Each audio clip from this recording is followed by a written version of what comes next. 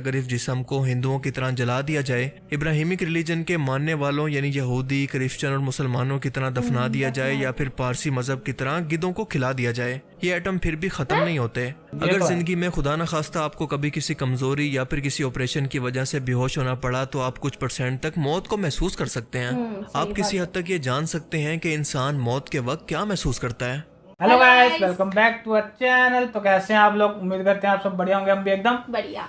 तो आज हम जिस वीडियो के ऊपर रिएक्शन देने वाले हैं, टॉपिक काफ़ी डिफरेंट होने वाला है लेकिन इंटरेस्टिंग होने वाला है, जो कि हर इंसान को जानने की इच्छा होती है इस बारे में। और टाइटल है how human feel during death. Her religion के हिसाब से अलग अलग चीज़ लिखी होती है ग्रंथों में कि इंसानों को क्या क्या फील होता है। तो इसमें साइंस और इस्लाम के हिसाब से देखते हैं हमें क्या जानने को मिलेगा।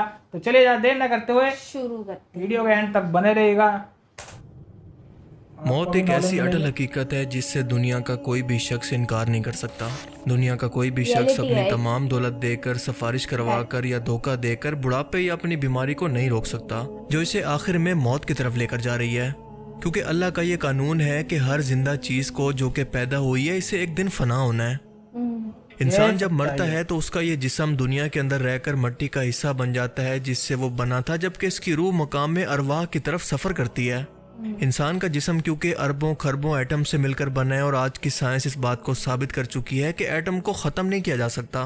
मिसाल के तौर पर एक मादी जिस्म के एटम्स की मिसाल ले लें कि अगर इस जिस्म को हिंदुओं की तरह जला दिया जाए, इब्राहिमिक रिलीजन के मानने वालों यानी यहूदी, क्रिश्चियन और मुसलमानों की तरह दफना दिया जाए, या फिर पारसी मजहब की तरह गिद्धों को खिला दिया जाए, ये एटम फिर भी ख़त्म नहीं होते, बस किसी और फॉर्म के अंदर कन्वर्ट हो जाते हैं। बिल्कुल इसी तरह से आइंस्टाइन की मशहूर मैथ एनर्जी इक्वेशन हमें यह बताती है कि एटम्स को एनर्जी के अंदर कन्वर्ट किया जा सकता है, लेकिन इन एटम्स को तोड़ने के लिए बहुत ज्यादा एनर्जी की जरूरत होती है, जिसे न्यूक्लियर फ्यूजन रिएक्शन कहते हैं। इसी प्रोसेस को इस्तेमाल करके हमारा सूरज और इस कायनात के अंदर मौजूद लामहदूद सूरज हर सेकंड के अंदर ना खत्म होने वाली एनर्जी और हीट को पैदा कर रहे हैं। अब तक की मेडिकल साइंस की खोज के मुताबिक इंसानी जिस्म के अंदर इस रिएक्शन को पैदा करने के लिए बज़ाहिर तो कोई एनर्जी मौजूद नहीं है, और ना ही साइंस इंसानी रूह और जिन्नात जैसी किसी चीज़ के वजूद को तस्लीम करती है। लेकिन दुनिया के तमाम मज़ाहिब सिवाय एथियस्ट को छोड़कर इस बात पर यकीन रखते हैं कि इंसानी रूह इसकी मौत के बाद जिस्म से अलग हो जाती है। ये क्योंकि एनर्जी की सूरत मौजूद होती है, लिहाजा इस पर वक्त या डायमेंशन का कोई भी कानून लागू नहीं होता, ये अमर होती है। आज की मौजूदा साइंस अब तक अपने लिमिटेड नॉलेज पर यह क्लेम कर रही है, और मुमकिन है कि कल मजीद एडवांस होने के बाद वो खुद अपने इस क्लेम से पीछे हटकर रूह को भी एक्सप्लेन कर दे। क्योंकि आज की मेडिकल साइंस भी इंसानी जिस्म के बारे में सब कुछ जानने का दावा नहीं करती, बल्कि आज के लिमिटेड नॉलेज के मुताबिक वो इंसानी जिस्म के बारे में 1% भी नहीं जानती। मिसाल के तौर पर इंसानी DNA की मिसाल ले लें। सिर्फ ऑर्गन ट्रांसप्लांट करने का ये मतलब नहीं है कि वो इस ऑर्गन के बारे में और इसकी वर्किंग के बारे में सब कुछ जानते हैं। अगर जिंदगी में खुदा न खास्ता आपको कभी किसी कमजोरी या फिर किसी ऑपरेशन की वजह से बेहोश होना पड़ा तो आप कुछ % तक मौत को महसूस कर सकते हैं। आप किसी हद तक ये जान सकते हैं कि इंसान मौत के वक्त क्या महसूस करता है। इसी कंडीशन के लिए जिंदा लाश की टर्म इस्तेमाल की जाती है, जबकि मेडिकल साइंस के अंदर इसको कहते हैं नियर डेथ एक्सपीरियंस। कोमा में रहकर नियर डेथ एक्सपीरियंस करने वाले बहुत सारे पेशेंट की बिल्कुल एक जैसी स्टोरी थी। उनका कहना था कि मौत के कुछ ही टाइम के बाद हम महसूस करते हैं कि जैसे हम कोई बहुत ही डरावना ख्वाब देख रहे हों। हमारा दिमाग हमारे जिस्म के अंदर कैद है, मुसलसल अंधेरा इनकी आंखों के सामने से हटने का नाम ही नहीं लेता। मार्टिन पेसोरियस एक साउथ अफ्रीका का लड़का था और यह 12 साल तक कोमा के अंदर रहा, यानी कि 12 साल तक इसका दिमाग इसके जिस्म के अंदर कैद था। इस यूनिक केस ने मेडिकल फील्ड को हिला कर रख दिया, क्योंकि आम तौर पर इतने लंबे कोमा के अंदर जाने वाले शख्स के बचने के चांसेस इंतहाई कम होते हैं। 12 साल की उम्र के अंदर अचानक इसके गले के अंदर दर्द शुरू हुआ तो कुछ ही महीनों के अंदर इसके जिस्म ने काम करना छोड़ दिया। ये पैरालाइज होना शुरू हो गया। ये अचानक से कोमा के अंदर चला गया। इसकी आंखें तो खुली थी, लेकिन ये ना तो किसी को सुन सकता था और ना किसी को महसूस कर सकता था, ना किसी को देख सकता और ना किसी चीज को महसूस कर सकता, बिल्कुल एक जिंदा लाश की तरह। डॉक्टर ने मार्टिन्स के माँ बाप को यह जवाब दे दिया कि अब वो कभी भी मर सकता है। लेकिन अचानक से एक दिन 4 साल के बाद इसको होश आना शुरू हो गया और 12 साल के बाद ये मुकम्मल तौर पर कोमा से जाग गया, और इसने जो कुछ अपने नियर डेथ एक्सपीरियंस के बारे में दुनिया को बताया उसने दुनिया को हिला कर रख दिया। वो कहता है कि मुझे ऐसा महसूस हो रहा था कि मेरे चारों तरफ बस अंधेरा मौजूद है और मैं एक सुनसान जजीरे पर कैद हूँ जहाँ पर मेरे अलावा कोई मौजूद नहीं। 4 साल के बाद जब मुझे होश आया तो मैं आप सबकी बातें सुन रहा था, समझ रहा था और सब कुछ देख भी रहा था, लेकिन मुझे बोलने की इजाज़त नहीं थी। मैं बहुत कुछ बताना चाहता था लेकिन चाह कर भी कुछ नहीं बता सकता था। वो कहता है कि मुझे ऐसा महसूस होता था कि मैं इस दुनिया के अंदर तो मौजूद हूँ, लेकिन किसी और शख्स को इस बात का एहसास नहीं है। मैं अपने ही जिस्म के अंदर कैद हूँ। मार्टिन की तरह के और बहुत सारे लोगों का बिल्कुल यही कहना था, जो कि कोमा के अंदर रहकर अचानक से जाग गए। ये लोग जिंदा लाश थे, यानी मरे भी नहीं थे और जिंदा भी नहीं थे। इन्हीं लोगों पर रिसर्च ने साइंटिस्ट को यह बताया कि आखिर इंसान मौत के वक्त क्या महसूस करता है। एक इंसान को अपनी मौत का एहसास कैसे होता है कि अब वो वाकई मर चुका है। आज की मेडिकल साइंस के अंदर दिल के बंद होने का मतलब मौत नहीं होता, बल्कि दिमाग का काम करना बंद कर देना मौत कहलाता है। इंसानी जिस्म की मौत के कई घंटों तक दिमाग एक्टिव रहता है, लेकिन कितना देर तक, ये अभी तक मेडिकल साइंस के अंदर एक बहस है।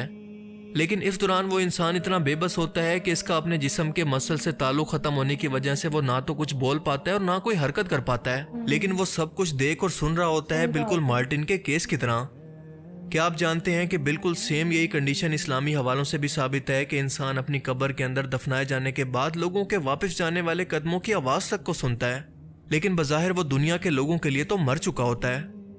इस्लामी हवालों और हदीस मुबारका से हमें पता चलता है कि जब एक इंसान को कब्र के अंदर उतारा जा रहा होता है तो वो मुसलसल चीखता है, अपने रिश्तेदारों को, अपने सिक्योरिटी गार्ड्स को और इन लोगों को जिन्हें वो दुनिया के अंदर अपनी मदद के लिए पुकारा करता था, उन्हीं से मदद की भीख मांगता है। सिर्फ इंसानों को छोड़कर दुनिया की हर मखलूक इसकी चीखों पुकार को सुनती है। मरने के बाद जब ये सब लोग या फिर इसके रिश्तेदार इसकी कब्र के अंदर इसको अकेला छोड़कर वापस जाने लगते हैं तो अल्लाह ताला अपने हुक्म से दोबारा से इसकी रूह को इसके जिस्म के अंदर वापस लौटाता है। वो इंसान फिर से अपनी आंखें खोलता है और इसे महसूस होता है कि अब वो ख्वाब से जाग गया है। वो अपने कफन को देखता है जिसके अंदर वो लिपटा है और इससे डर कर खुद से सवाल करता है कि मैं कहाँ हूँ, इस मिट्टी और कफन के साथ मैं अकेला क्यों हूँ। अब इसे यकीन होता है कि मैं मर चुका हूँ और ये कोई ख्वाब नहीं है बल्कि हकीकत है। अगर ये मैयत काफिर थी तो ये सब कुछ देखकर वो चीखने चिल्लाने लगती है, जबकि नेक रूह इंतहाई सुकून के साथ वहीं पर लेटी रहती है। सारी जिंदगी बुतों के आगे झुकने वाले, बुजुर्गों से मदद मांगने वाले को अब अल्लाह की याद आती है। ये रो रो कर अल्लाह से माफिया मांगता है कि मुझे माफ कर दे, और इससे ज्यादा खौफ इसने अपनी पूरी जिंदगी के अंदर कभी नहीं देखा होता। अगर ये मैयत किसी काफिर या मुशरिक की थी तो इसकी कब्र फौरन से तंग होकर इसकी हड्डियों को तोड़ने लगती है, और अगर वो मैयत किसी नेक इंसान की है, वो अल्लाह का सच्चा मुआहिद था, तो इसकी जहां तक निगाह जाती है इसकी कब्र एक खुले बाग की तरह कुशादा हो जाती है। और फिर कब्र के फरिश्ते मुनकिर नकीर इंतहाई भयानक शक्ल के अंदर काफिर शख्स के पास आते हैं और इससे सवाल जवाब का सिलसिला शुरू होता है। हदीस मुबारका के मुताबिक ये फरिश्ते मैयत से 4 सवाल करते हैं। तुम्हारा रब कौन है? तुम्हारा दीन क्या है? ये बंदा कौन है जो कि तुम्हारे अंदर भेजा गया, यानी तुम्हारा पैगंबर कौन है? अगर ये नेक मैयत इन तीनों सवालों के जवाब दे दे तो उससे चौथा सवाल ये फरिश्ते ये करते हैं कि तुम्हें ये सब कुछ कैसे मालूम हुआ? ये नेक शख्स जवाब देता है कि मैंने खुद अल्लाह की किताब पढ़ी, इस पर ईमान लाया और इसको सच समझा। जबकि काफिर कहता है कि मैं तो वही कुछ कहा करता था जो कि लोग कहते थे। फरिश्ते ये जवाब सुनकर इसको जवाब देते हैं कि ऐ बदबख्त, तूने खुद से अल्लाह की किताब पढ़कर हिदायत को हासिल करने की कोशिश क्यों ना की? और इसके बाद वो इतने बड़े चाबुक से उसको इतनी शिद्दत से मारते हैं कि वो जमीन के बराबर फ्लैट हो जाता है।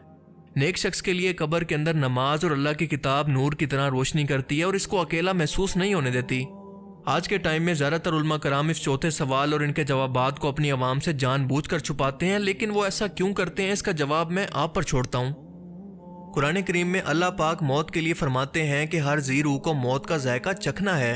अल्लाह ताला यहाँ पर मौत की बजाय मौत का जायका चखने की बात इसीलिए कर रहे हैं कि दुनिया के अंदर किसी शख्स को किसी चीज़ के खाने का जायका पसंद होता है तो किसी चीज़ का पसंद नहीं होता। ये जायका डिपेंड करता है उस चीज़ के इंग्रेडिएंट्स पर या फिर जिन चीज़ों से मिलकर वो बनी है। बिल्कुल इसी तरह से मौत के वक्त इंसान के अमाल के मुताबिक वो अपनी मौत का जायका चखता है, यानी अगर काफिर है तो बद से बदतरीन जायका और नेक रूह हो तो अच्छे से अच्छा जायका।